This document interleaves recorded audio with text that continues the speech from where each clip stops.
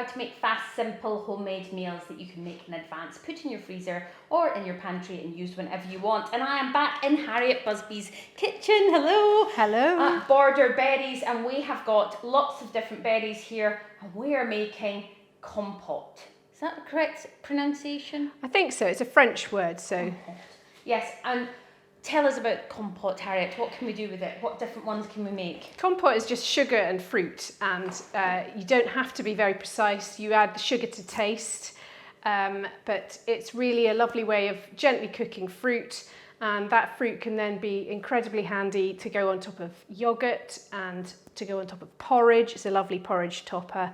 And with the gooseberry compote, you can stir that through custard and whipped cream, and you've got a gooseberry fool ready to go.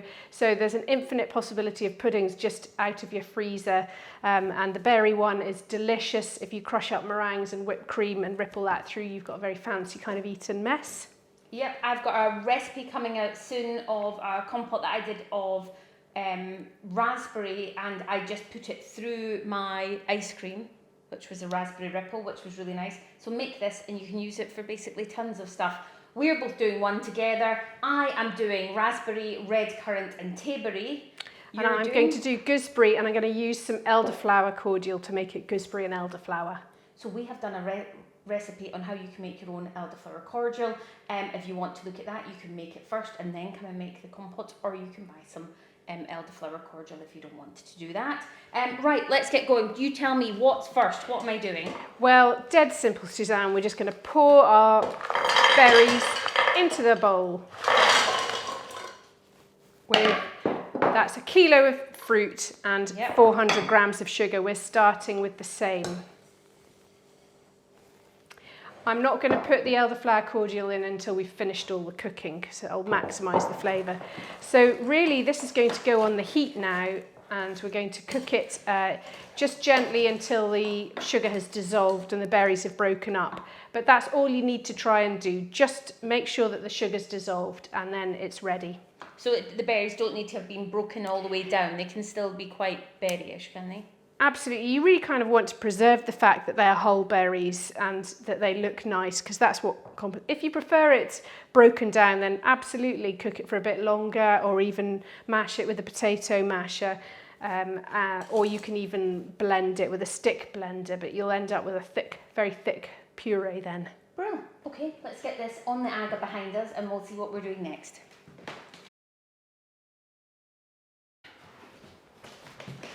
Okay, we are back. This is looking absolutely amazing. How long did it take? It takes about, once you've dissolved the sugar slowly, it takes about 10 minutes for fresh berries and about 20 minutes for frozen ones, just to break them down so the skins have broken and the fruit has softened and the sugar is fully dissolved. So mine is really broken down, and when you have the gooseberry one, it's not going to break down quite as much, okay? But the skins have still sort of popped and everything. So you were telling me when we were cooking this that you can use older fruit for this. So if you've got some... Yeah, you're not looking for a set. You're not setting jam or anything. So anything goes, really. I would say that you can chuck in any kind of mix of currants and berries into a compote. And what matters is a bit more with the gooseberries is that if you want to make a thicker kind of puree to use in a gooseberry fool, then they need to be quite tangy and almost on the unripe side of a gooseberry, whereas you can use overripe gooseberries. They're just quite runny, so you end up with quite a runny kind of fool, and nobody likes that. Yeah, perfect. That sounds great. So my one is actually finished. I can start decanting mine. Your one was gooseberry and elderflower, so you've got some elderflower cordial. I'm just going to put a dash of this in to taste. At the same time, you can taste your...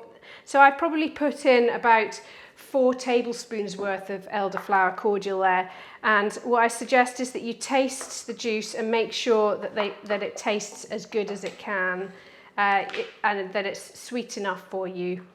So I'm going to start decanting mine now, and Harriet has these lovely little tubs that are like from Lakeland, or you could get them from anywhere really, but they are a good size to do if you've got a compote, because you don't want tons of this. It will go quite a long way. You're only looking for a little bit on the top of a dessert or mix through your ice cream or that sort of thing. So that amount put in the freezer is probably great. You could put it into little bags as well, like you get your little IKEA bags, but you want to make sure it's cool before you do that, okay? That's how easy it is to make a variety of different compotes. Why not give them a go? Get out there, get picking your fruit. I hope you really enjoyed all these recipes from the Fruit Farm. Thank you so much, Harriet. I have had the most amazing day with you. The whole kitchen smells amazing. Great, thanks Suzanne. Okay, we will see you again. Do check out the Batch Lady over on any of my social media. If you're looking for any of these recipes, you'll get them at www.thebatchlady.com. Thanks for watching. Take care. Bye.